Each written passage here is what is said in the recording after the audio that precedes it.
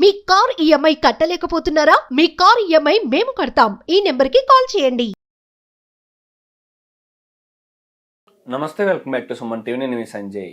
ఈరోజు మనతో పాటు ఉన్నారు ఏపీ రీజనల్ బ్యాంక్లో 3 దశాబ్దాలకు పైగా రీజనల్ బ్యాంక్ మేనేజర్గా పనిచేసిన జి జగ్గయ్య గారు ఉన్నారు. సార్తో మాట్లాడి కొన్ని విషయాలు తెలుసుకుందాం. బ్యాంక్ గురించి, బ్యాంక్ సేవల గురించి, ఆయన అనుభవాల గురించి కొన్ని విషయాలు తెలుసుకుందాం. నమస్తే సార్. నమస్తే అండి. మీరు 3 దశాబ్దాలకు పైగా రీజనల్ బ్యాంక్ మేనేజర్గా పనిచేశారు. అవును, ఏపీ గ్రామీణ వికాస్ బ్యాంక్లో పదవి విరమణ పొంది మా ముందుకు వచ్చారు. అవును, అండ్ మీ అనుభవాలు కొంచెం మాకు తెలియజేస్తారని కోరుకుంటున్నాను. ఖచ్చితంగా అండి. అండ్ సార్, ఇప్పుడు బ్యాంక్ లోన్స్ అని, స్కీమ్స్ అని రకరకాలుగా మాట్లాడుకుంటాము. బ్యాంక్ ఎన్ని రకాల సేవలు అందిస్తుందో కొన్ని తెలుసు, కొన్ని తెలియవు. అసలు ఈ బ్యాంక్ అనేది ఎలా రూపొందించబడింది? బ్యాంక్ ఏ ఉద్దేశపూర్వకంగా రూపొందించబడిందో చెప్పగలరా?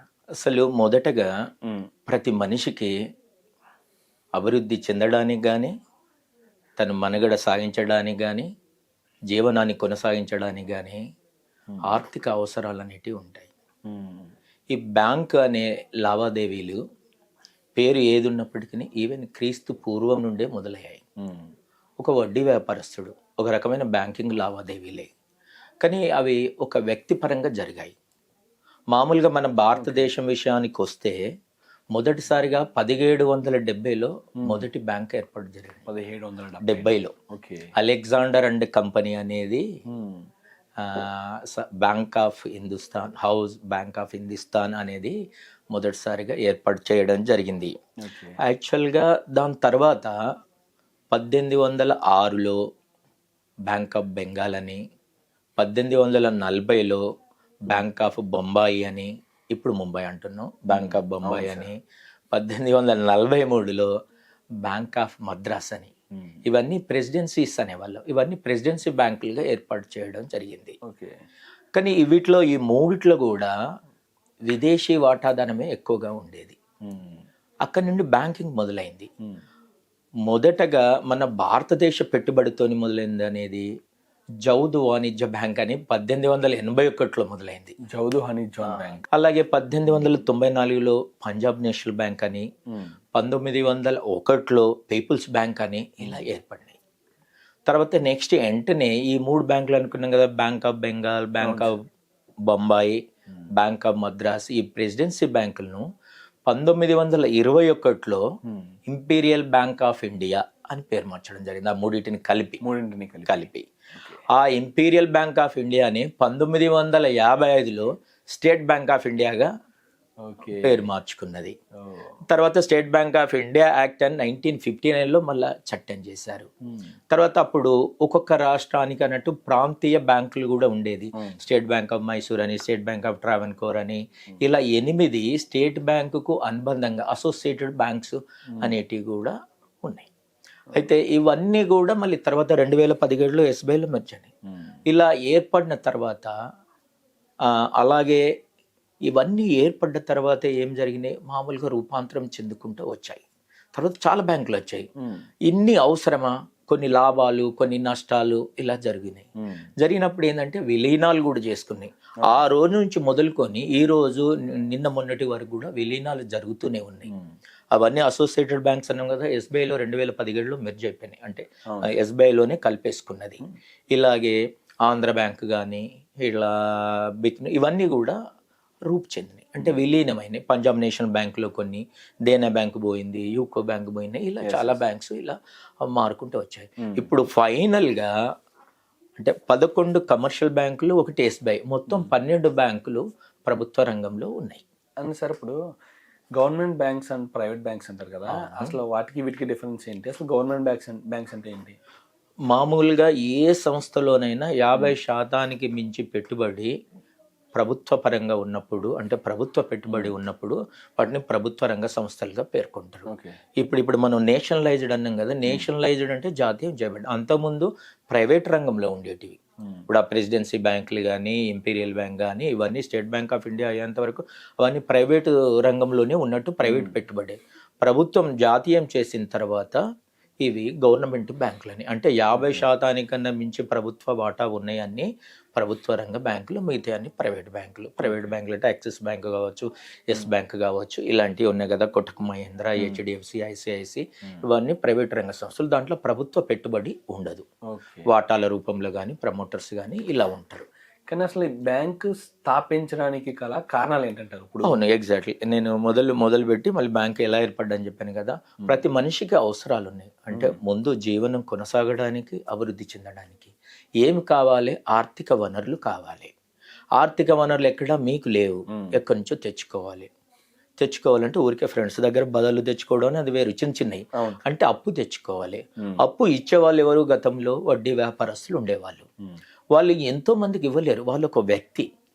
అందుకనే ఆర్థిక వనరులు లేకపోతే ఆర్థిక సహాయము అవసరం ఉన్న వాళ్లకు అందజేయడానికి బ్యాంకు అనేది ఏర్పడుతుంది. అది వ్యవస్థాపరంగా ఉన్నప్పుడు ఎక్కువ మందికి సహాయం చేయడానికి ఉంటుంది. ఆ ఉద్దేశంతో బ్యాంకులు ఏర్పడాయి. బ్యాంకు కార్యకలాపాలు ఏంటిది? ప్రజల నుండి, అంటే ఖాతాదారు నుండి, మామూలు పబ్లిక్ నుండి కాకుండా ఖాతాదారు నుండి సొమ్మును డిపాజిట్ల రూపంలో స్వీకరించి వాటిని పెట్టుబడి కానీ అప్పులుగా ఇవ్వడమే బ్యాంక్. సింపుల్గా చెప్పాలంటే ఇదే బ్యాంకింగ్. ఇక మిగతా అన్ని ఇందులోనే కలిసి ఉంటాయి. మిగతా అన్ని మిస్సీలీనియస్ ఇతరాలు. ఓ డీడీ ఇచ్చామా, ఓ లాకర్ ఇచ్చామా, ఇలాంటి అన్ని ఇన్సూరెన్స్ చేశామా బ్యాంకు ద్వారానే, ఇవన్నీ ఇతరాలు. మెయిన్ బ్యాంకింగ్ అంటే ఏంటి? డిపాజిట్లను సేకరించి వాటిని తిరిగి రుణాలు ఇవ్వడం కానీ పెట్టుబడి పెట్టడం కానీ, ఇది ప్రాథమిక కార్యకలాపాలు బ్యాంకు. ఈ బ్యాంక్లో కొన్ని రకాల రుణాల వరకు మాకు తెలుసు. హోమ్ అని, సంథింగ్ ఎడ్యుకేషన్ అని, పర్సనల్ అని, ఇలా చూసుకుంటూ పోతే ఎన్నో రకాల లోన్స్ ఉన్నాయి. అసలు ఈ లోన్స్ అనేవి ఎన్ని రకాలు, ఏ టైప్ ఆఫ్ లోన్స్ ఉన్నాయి, ఇవి ఎవరికెవరికి ఉపయోగపడతాయి అది కూడా కొంచెం. అసలు నేనేమంటా అంటే, మీకు జీవితంలో ఎన్ని అవసరాలు ఉన్నాయో, అంటే ఒక మనిషికి, మీకంటే సంజయ్ అని కాదు, అన్ని అవసరాలను, చట్టబద్ధమైన అవసరాలను, అంటే ఆర్థిక అవసరాలను తీర్చడానికి బ్యాంకులో రుణాలు ఉన్నాయి. అన్ని రకాల రుణాలు ఉన్నాయి. చిన్నప్పటి నుంచి మొదలెడదాం, చదువుకోవడం, ఎడ్యుకేషన్ లోన్ ఉంటుంది, అవునా? ఇల్లు కట్టుకోవాలనుకుంటావు, హౌసింగ్ లోన్ ఉంటుంది, కారు కొనుక్కోవాలంటావు, వెహికల్ లోన్స్ ఉంటాయి. అలాగే ఇంకా ఏదో, అంటే నా ఇష్టం ఉన్నది నేను ఏదో చేసుకుంటా అంటే చెప్పరాంది, అంటే నా డొమెస్టిక్, నా పర్సనల్, అంటే పర్సనల్ లోన్స్ ఉన్నాయి. బంగారం పెట్టి తీసుకుంటాం, గోల్డ్ లోన్స్ ఉన్నాయి. ఇదంతా మామూలు. మళ్ళీ ఇటు రైతు వైపు వ్యవసాయం వస్తే పంట రుణాలు ఉన్నాయి, పౌల్ట్రీకి ఉన్నాయి.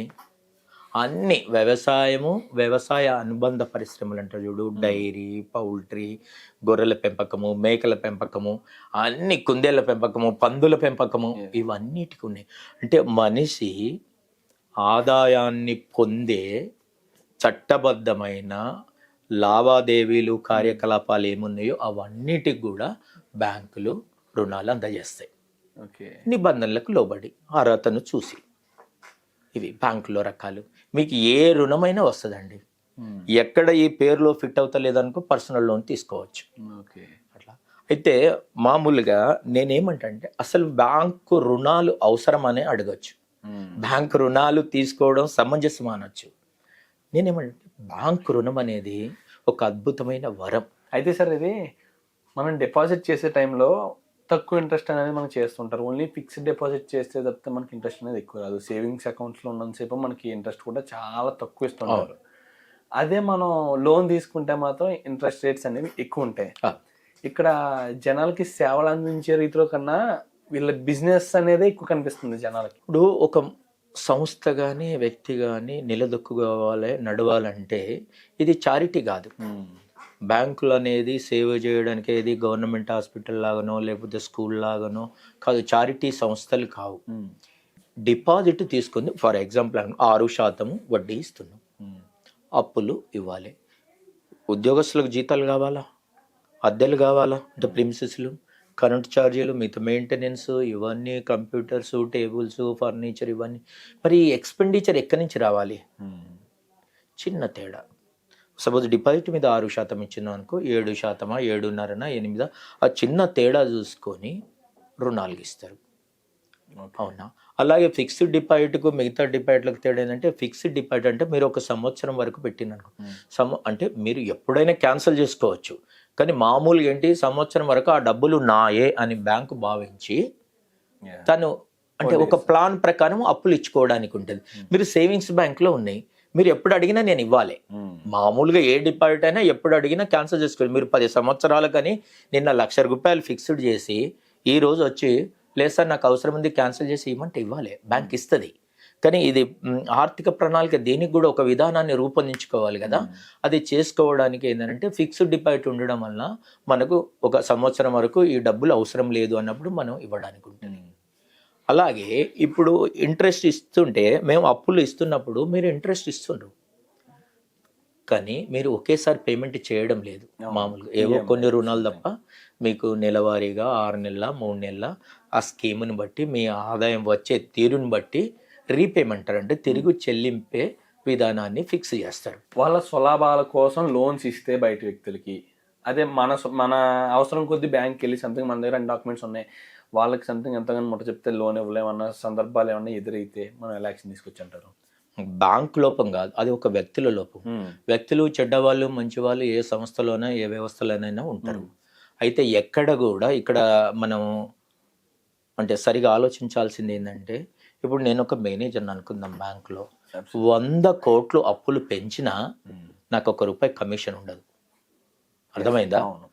కమిషన్ బేస్ అనుకో, నువ్వు ₹1,00,000 పెంచితే నీకు 1000 వస్తుంది లేకపోతే 10,000 వస్తాయి అంటే నేను అప్పులు పెంచడానికి ఏదో అడ్డదారులో అనవసరమైన ఆలోచనలు చేసి నేను ఏమంటున్నా, 100 కోట్లు కాదు 1000 కోట్ల అప్పులు నేను ఇచ్చినా కానీ నాకు ఎక్కడ ₹1 కూడా కమిషన్ రాదు.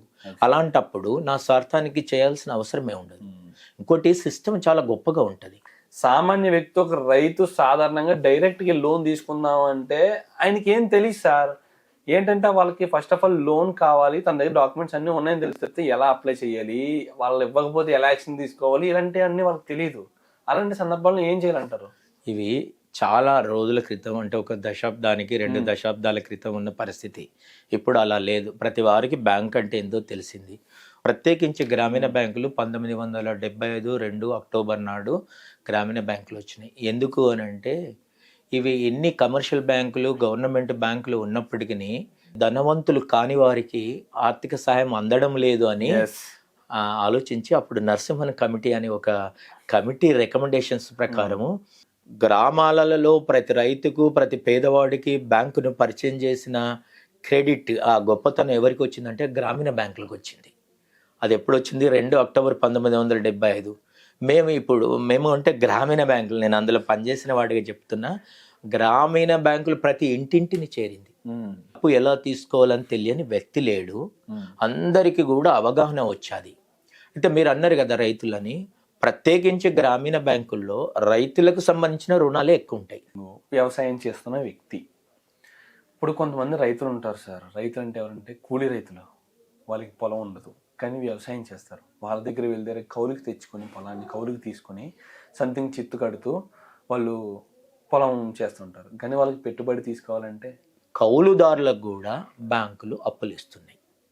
ఆయన కౌలుదారు అని రెవెన్యూ వాళ్ళు ఎలీస్ అని కౌలు కార్డు జారీ చేస్తారు. ఆ కౌలు కార్డు తీసుకొని వస్తే వ్యవసాయ రుణాలు వాళ్ళకి అందజేయడం జరుగుతుంది. ఇప్పుడు అలాంటివి కూడా చాలా రుణాలు ఉన్నాయి. నేను మళ్ళీ చెప్తున్నా, అంటే నేను గ్రామీణ బ్యాంకు పక్షపాతిని అనుకోవాల్సిన అవసరం లేదు. ఆయన అంతమంది కౌలుదారులకు బ్యాంకులు అప్పులు ఇచ్చి ఉన్నాయి. అలా నేను గ్రామీణ భారతంతో పేరులే గ్రామీణ బ్యాంకులు చూడండి, గ్రామీణ భారతంతో ఇంత అనుబంధాన్ని ఏర్పరచుకున్నాయి.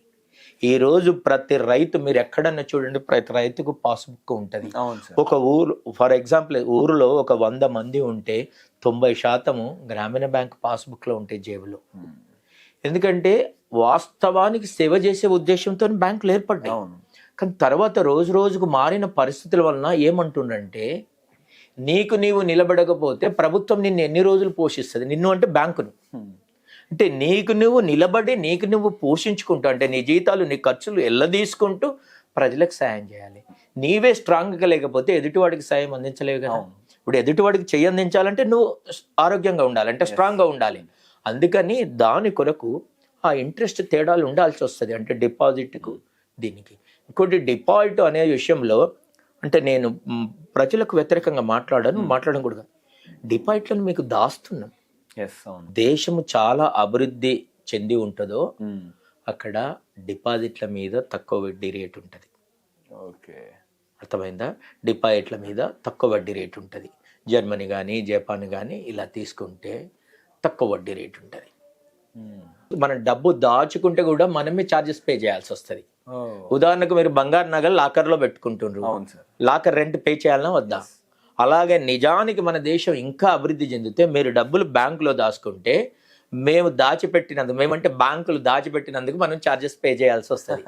ఇంకొకటి బ్యాంకుల వలన పొదుపు చేసే అలవాటు వస్తుంది.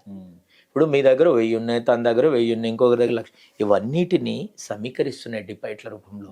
ఇంత మొత్తం తయారైతే మళ్ళీ మనం ఏదైనా ఒక ప్రాజెక్ట్ కావచ్చు, రుణాలు అందజేయడానికి కానీ వీలవుతుంది. లేకపోతే మీ దగ్గర 1,00,000 ఉన్నది, మీరు ఎవరికో అప్పు ఇచ్చుకోలేరు కదా, మీకు మీరుగా ఇచ్చుకున్నా మీకు భయం ఉంటుంది. అదే మీ 1,00,000 నా దగ్గర దాస్తే నేను ఎవరికి అప్పు ఇచ్చుకుంటా అనేది మీకు అవసరం లేదు. నా దగ్గర అంటే బ్యాంకు అవసరం లేదు. మీ 1,00,000 మీరు సేఫే. నా అప్పు వసూలైనా రాకున్నా నేను మీకు ఇవ్వాలి. అంటే మీరు దాచుకున్న డిపాజిట్ నేను పే చేయాలి. ఫలానా రామయ్య కడతలేడు కాబట్టి నేను మీకు పే చేయను అంటే డిపాజిటర్ వినడు. మరి బ్యాంకులు అంత మీకు భద్రత కలుగజేస్తున్నాయి అలా. ఇంకొకటి ఏమంటే బ్యాంకు రుణము అవసరమా లేదా అనే దాన్ని కూడా 100% అవసరం. బ్యాంకు రుణము అవసరం లేదు అనే వ్యక్తి ఉండడు, బ్యాంక్ అవసరం లేదనే వ్యక్తి ఉండడు. ఒకవేళ అలా అంటుండంటే వాళ్ళకు బ్యాంక్ మీద పూర్తిగా అవగాహన లేదు అని చెప్తా. వాళ్ళ తప్ప ఉన్నాను, పూర్తిగా అవగాహన లేదు. ఇప్పుడు మన దేశంలో అదానీ అంబానీలు రిచ్, ప్రపంచంలోనే మన దేశానికి తీసుకున్నాం. వాళ్ళకు బ్యాంకు రుణాలు అవసరమా లేదా, తీసుకున్నారా లేదా? అవసరం, తీసుకున్నారు. అంత రిచ్ అయిన వ్యక్తికే బ్యాంకు రుణాలు అవసరం ఉన్నప్పుడు మామూలు వ్యక్తికి ఎందుకు అవసరం ఉంటుంది? అలాగే మీరే ఉన్నారు, ఇప్పుడు మీరే ఒక కారు కొందాం అనుకున్నారు. ఈ బ్యాంకులు ఏంటో అప్పులు ఏంటో ఈ అవగాహన లేదు. ఉదాహరణకు మీకు కొత్తగా పెళ్ళయింది, మీ బావ మరిదిని అడుగుతారు, ఏమయ్యా ఒక 5 లక్షలు ఇయ్యానంటే ఇస్తాడు. ఎందుకంటే బావ మరిదే కదా. లేకపోతే మీ ఓన్ బ్రదర్ని అడిగిస్తాడు. ఏమంటాడు? బావ తీసుకో, నువ్వు వడ్డీ కట్టకుండా మంచిదే, కానీ నాకు ఒకేసారి తిరిగి చెల్లించు అంటాడు. 5 లక్షలు మీకు ఇబ్బంది అవుతుంది. బట్ బ్యాంకులు అదే 5 లక్షలు ఇచ్చి ఒక 5 ఏళ్ళు 7 ఏళ్ళు నెలకు పే చేయమంటారు. ఫర్ ఎగ్జాంపుల్ అనుకో, నెలకు 10,000 లేకపోతే నెలకు 5,000. ఎంత సౌకర్యంగా ఉన్నది. ఇంకోటి బ్యాంకు ఎప్పుడు కూడా రీపేమెంట్ అంటారు. మీరు ఎంత కట్టాలా అనే దాన్ని ఏంటంటే, మీకు వచ్చిన ఆదాయంలోకి వెళ్ళి తక్కువలో మీకు 40 రూపాయలు అంటే 100 రూపాయలు మీకు ఆదాయం వస్తుంది, 40 రూపాయలు మీరు ఉంచుకోండి అని ఆ 60 రూపాయల నుంచి మాత్రమే వసూలు చేసుకోవడానికి సరిపోయేటట్టు రీపేమెంట్ ఫిక్స్ చేస్తుంది. అంటే మీరు మా అప్పును కట్టడానికి, మా అంటే బ్యాంకు అప్పును కట్టడానికి ఎక్కువ కష్టపడాల్సిన అవసరం లేకుండా, మీ జీవితం ఎఫెక్ట్ కాకుండా ఉండడానికి వచ్చిన ఆదాయంలోకి వెళ్ళి మాత్రమే తిరిగి చెల్లించాలనేది బ్యాంకు ఉద్దేశం. బ్యాంకు మీకు స్నేహితుడు. బ్యాంకు అప్పిచ్చిందంటే మీతో బంధం ఏర్పడుతుంది. మీరు ఎక్కడన్నా చూడండి, ఏ ఆఫీస్ కన్నా పోండి, ఇప్పుడు మీరు ఏదో ల్యాండ్ రికార్డ్స్ మీ పేరు మీద మార్పించుకోవాలి, రెవెన్యూ ఆఫీస్కి పోయారు, మీ పేరు మీద మారిన తర్వాత ఆయనకు మీకు సంబంధమే లేదు. కానీ ఎప్పుడు కూడా బ్యాంకు ఒక్కొక్కసారి వచ్చిన తర్వాత జీవితంతో మీరు, మీ కుమారుడు, మీ మన్మడు కూడా బ్యాంకుతో కొనసాగుతాడు. అందుకని బ్యాంకులతో రోజు రోజుకు లావాదేవీలు పెరుగుతాయి, ఖాతాదారులు పెరుగుతారు, ప్రజలతో అనుబంధాలు పెరుగుతాయి. బ్యాంకు అనేది ఈరోజు ప్రతి వ్యక్తి జీవితంతో చాలా అనుబంధంతో ముడిపడి ఉన్నది.